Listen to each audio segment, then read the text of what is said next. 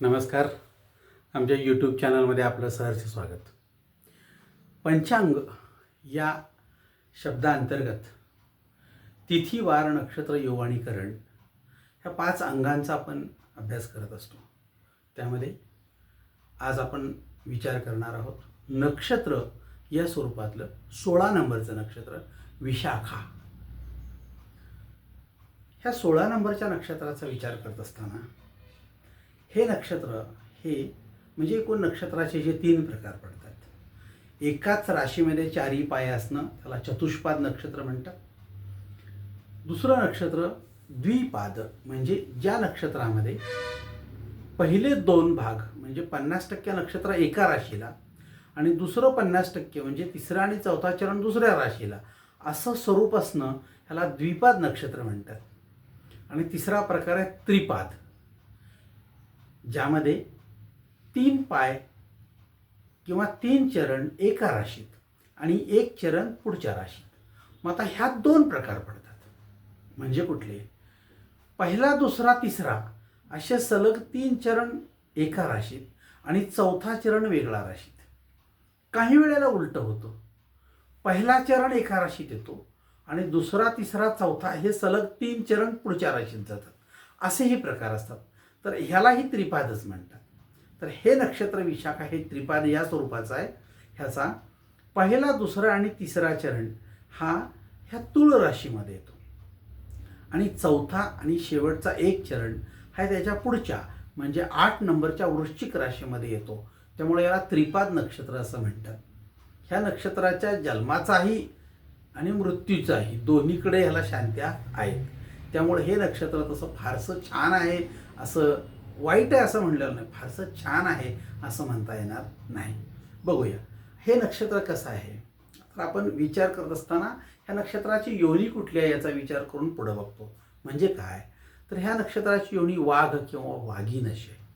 मग ही लोक वाघासारखी दिसतात का, वाघासारखे वागतात का, ह्यातले काही गुण डोक्यात म्हणजे बोलण्यात, काही गुण अंगात असे दोन्ही प्रकारचे असू शकतात. त्यामुळे ते कुठं किती मुरलेत त्याच्यावरती अवलंबून आहे. मग काही वेळेला आपल्याला बोलण्यातून म्हणजे कळतं, काही वेळेला वागण्यातून कळतं.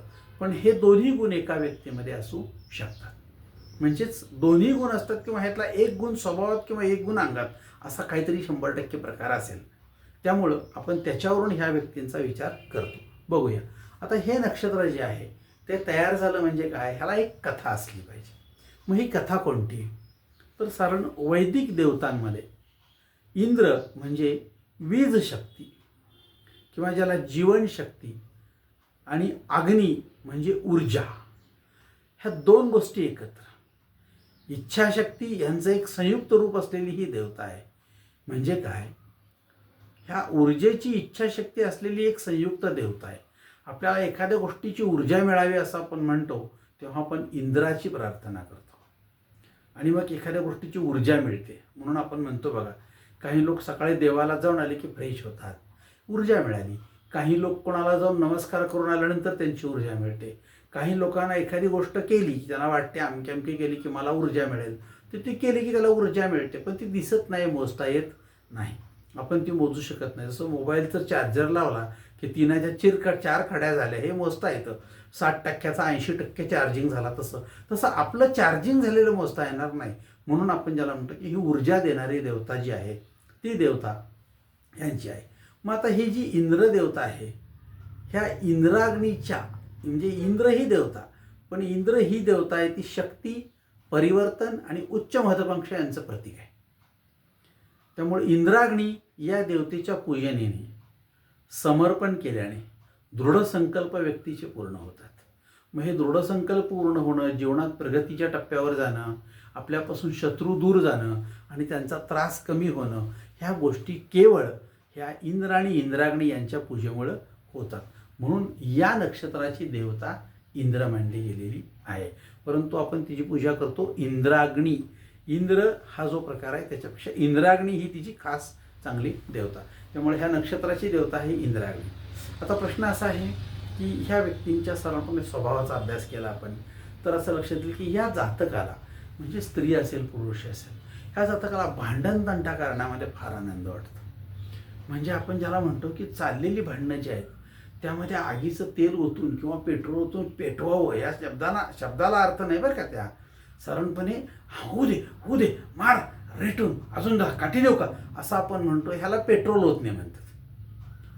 हा जर प्रकार बघितला तर समोरच्या भांडणामध्ये अजून इंटरेस्ट घेणे, म्हणजे आपण ज्याला कोंबड्याची झुंज, बैलांची झुंज अशी बघायला जाणारी व्यक्ती किंवा ती बघितल्यानंतर स्फुरण येणं, हा जो प्रकार. एखादी कुस्ती असते बघा, ती कुस्ती भरपूर छान रंगली म्हणल्यावरती त्या वस्तादाला कसा हे मस्त झाली असं वाटतं, त्यावेळेला आपल्याला त्याच्यापासून एक स्फुरण मिळतं. असं जर असेल तर अशा स्वरूपाचा भांडणगट्टा ज्या लोकांना आवडतो ती लोक ह्यात येतात. हा माणूस सुंदर आणि धनवान आहे, पण सत्यासोबत ह्याची संगत जास्त दिवस टिकत नाही. हा सत्याला सोडून जायचा प्रयत्न करतो, कारण हा सरळपणे लोभी आणि कंजूस आहे, क्रोधी आणि अहंकारी आहे.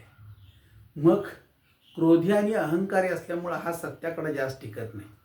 त्यामुळं नास्तिक विचारसरणी या लोकांना खूप आवडते आणि अशा लोकांच्या संगतीत राहतात की जे या देवाधर्मापासून किंवा धार्मिकतेपासून दूर असतात.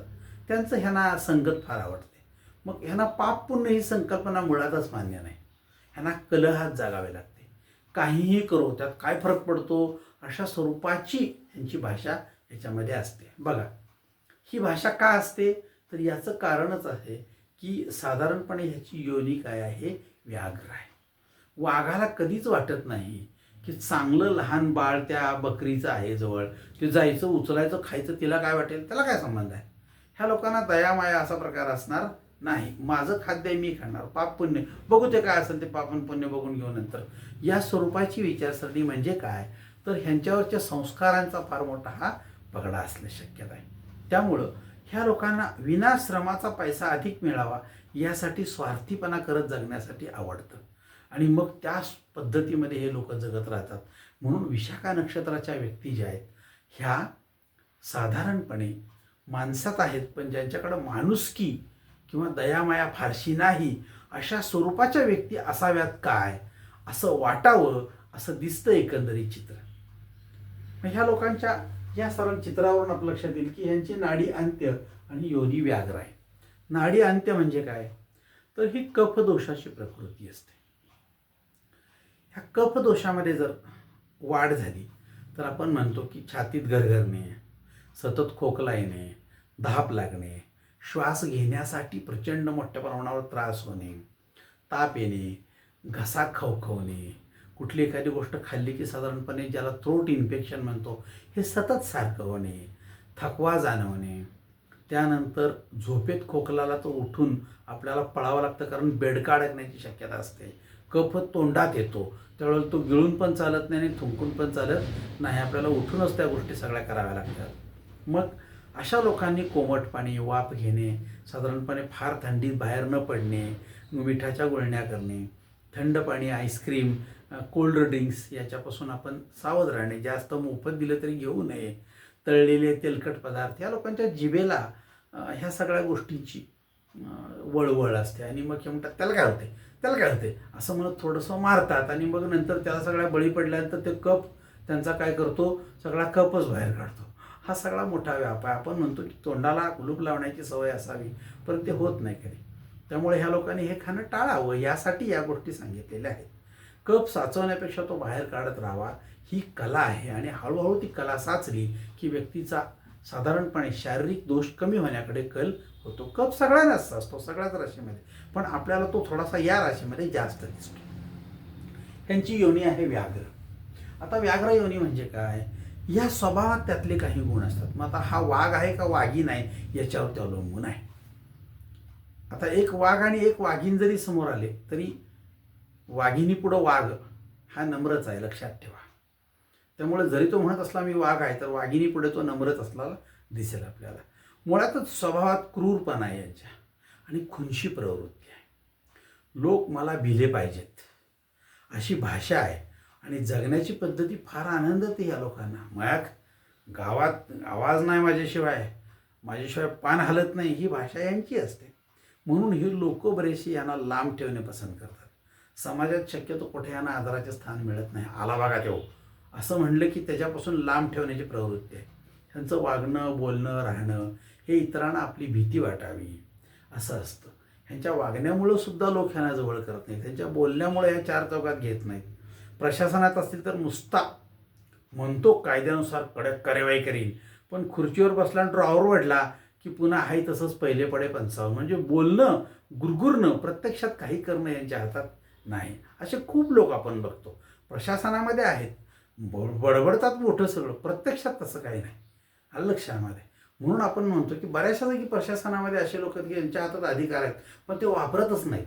तर ते वापरत नाहीत म्हणजे एक तर काय, त्यांची ती सुरी बोथट झालेली असते आणि आपल्याकडच्या ह्या सगळ्या पैशानं, लाचेनं या लोकांना बोथट केलेलं असतं. म्हणजे सगळं आहे पण धड कामही करू देत नाही. शरीर, हात बांधलेले असतात, तोंड बांधलेलं असतं आणि मग गप नोकरी करतात, कोणी काय म्हणत नाही. अशा प्रचंड मोठ्या प्रवृत्ती आज आपल्या बाजारामध्ये आहेत आणि त्यामुळं ह्यांच्या हातात कायदे असून सुद्धा हे न वापरणारे जे आहेत ना, तर हे बिबटे नव्हे, हे कागदी वाघ आहेत, शेपूट असलेले.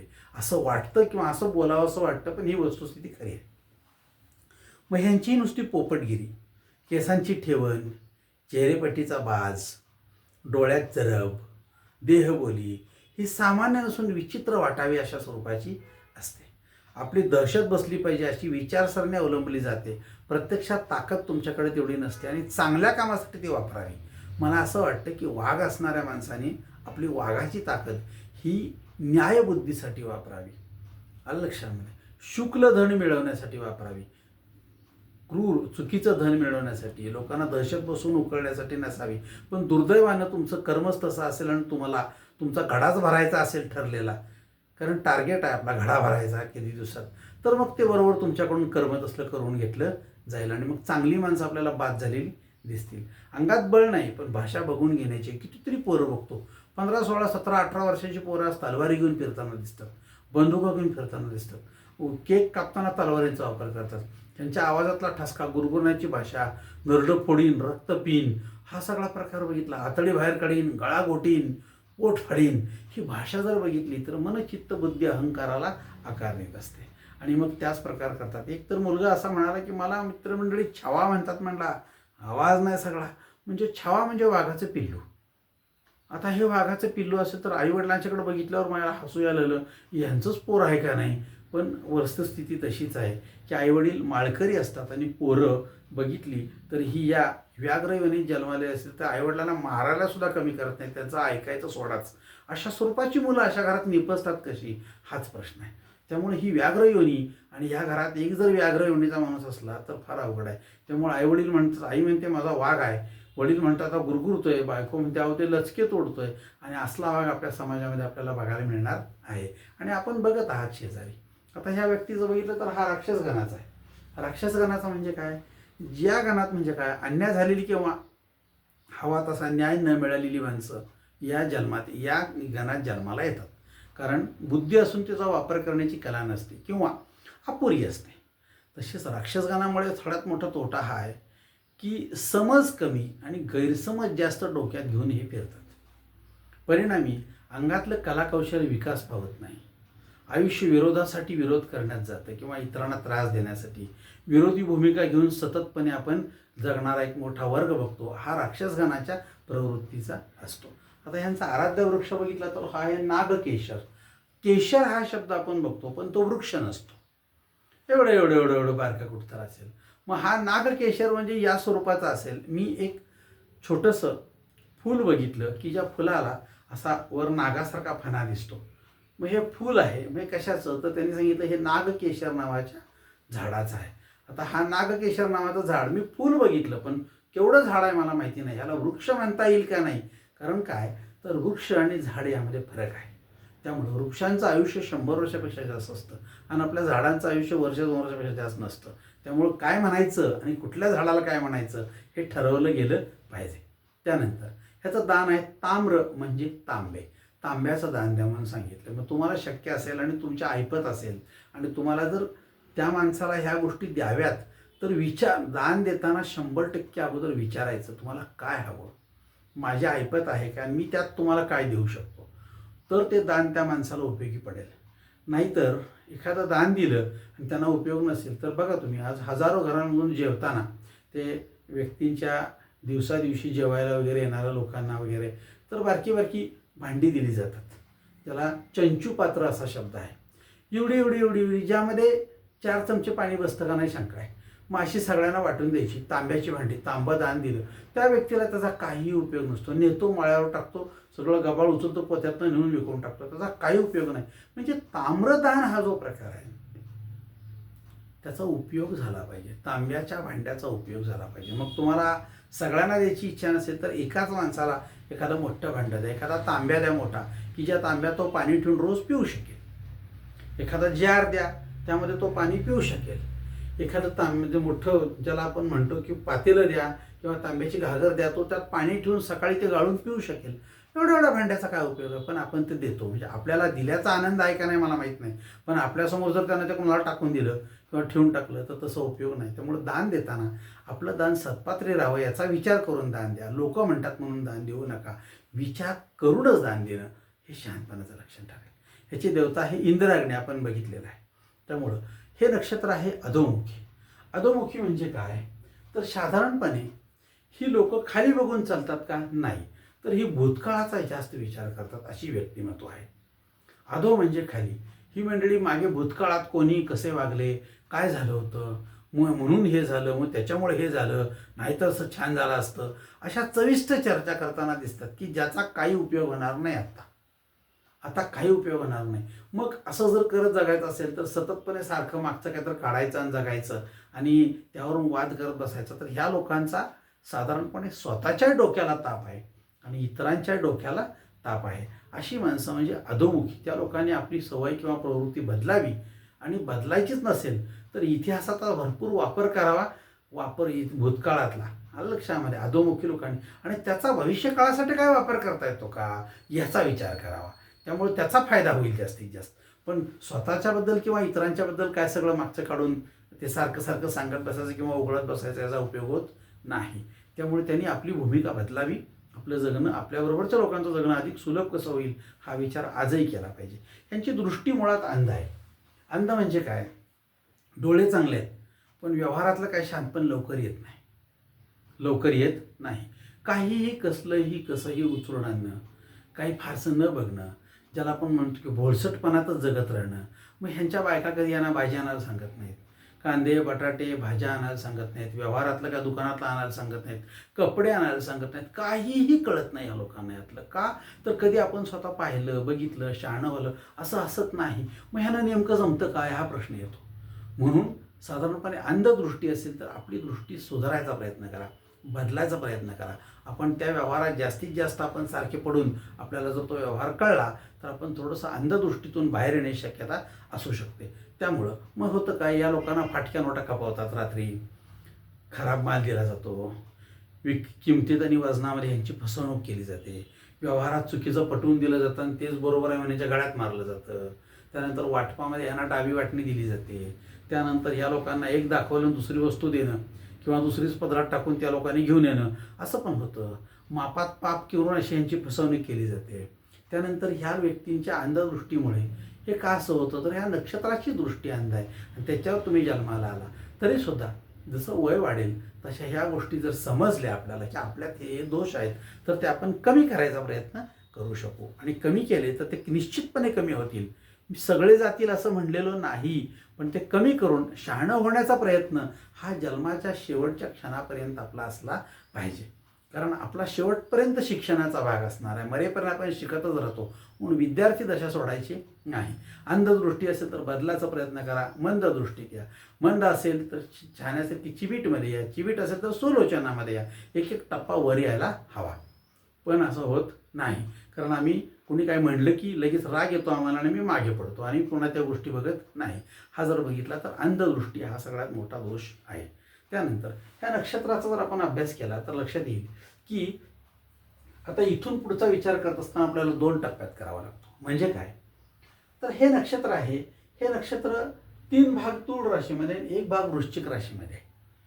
त्यामुळं विचार करायचा, पहिला, दुसरा आणि तिसरा चरण तूळ राशीमध्ये येतो आणि चौथा चरण हा वृश्चिक राशीमध्ये येतो. पहिल्या चरणाचा आपण जर बघितला तर चरणाक्षर ती येतं, दुसऱ्या चरणाचं तू येणार, तिसऱ्या चरणाचं ते, हे तूळ राशीमध्ये. पण चौथा चरण असेल तर तो शब्द येतो तेव्हा तुमची वृश्चिक रास येते. आता आपण ह्यांचा चरण स्वामी बघूया. पहिला चरण असेल तर तो मंगळ आहे, दुसरा चरण असेल तर शुक्र आहे, आणि तिसरा चरण असेल तर तो बुध आहे. पण हे तूळ राशीत आलं. आणि जर तुमचा चौथा चरण असेल तर तो चंद्र आहे, ते मात्र वृश्चिक राशीमध्ये आलं. आता ह्या दोन राशींमध्ये फरक काय, तर साधारण तूळ रास ही एका वेगळ्या ढंगाची रास आहे आणि वृश्चिक रास ही वेगळ्या ढंगाची रास आहे.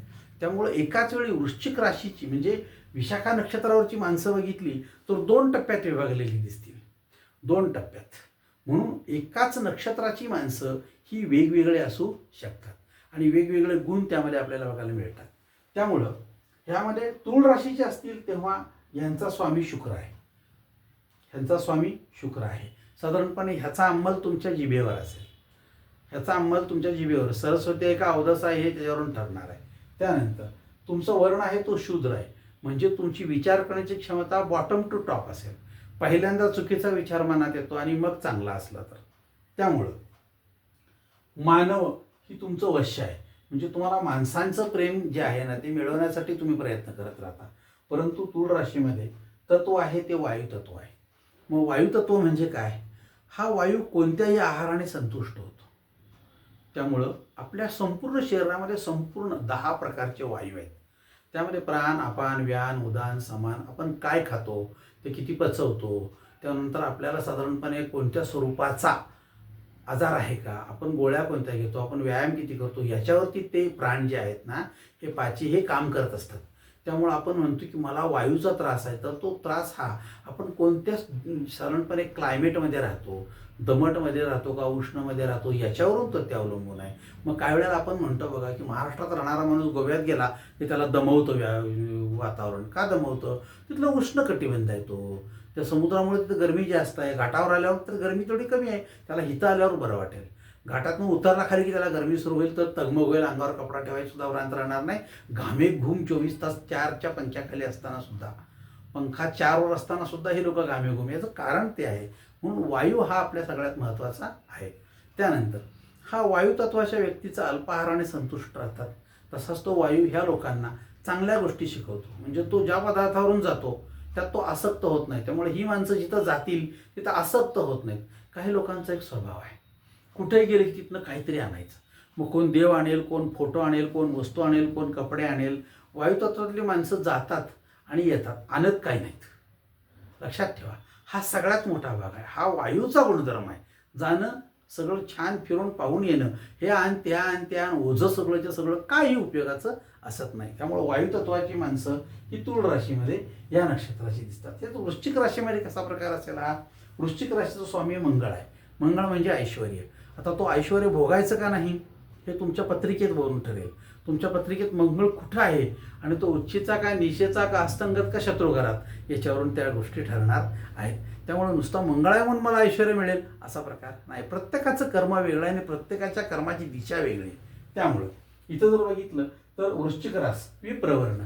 विप्रवर्ण म्हणजे काय, तर व्यक्तीला विचार करण्याची जी क्षमता असते ती नेहमी पॉझिटिव्हकडून निगेटिव्हकडे. पहिल्यांदा चांगला विचार होईल आणि जर तो चुकीचा वाटला तर मग निगेटिव्ह सर्वात शेवटी, नकारात्मकता सर्वात शेवटी त्याच्यासमोर दिसते. त्यामुळं विप्रवर्णी आणि शूद्रवर्णी, त्यामुळे एकाच नक्षत्राचा माणूस एकाच वेळी जर 2 मित्र एकाच वृश्चिक म्हणजे विशाखा नक्षत्राचे समोरासमोर आले तर एक माणूस तूळ राशीचा, एक माणूस वृश्चिक राशी असेल तर हा सरळ विचार करणार खालनवर आणि हा वर्ण खाली. म्हणून बघा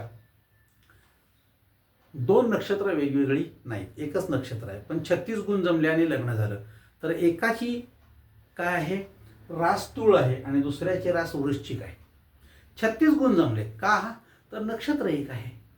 मग हे जर राहायला लागले व्यवस्थित एकत्र तर ह्यांच्यामध्ये लक्षात येईल की एक व्यक्ती विचार करताना सुरुवातीपासून नकारात्मकतेकडून पॉझिटिव्हकडे लक्षामध्ये, आणि दुसरी व्यक्ती पॉझिटिव्हकडून निगेटिव्हिटीकडे असा जर विचार करत असतील तर सुरुवात बघितलं तर ह्याची वेगळी आणि तिची वेगळी असेल.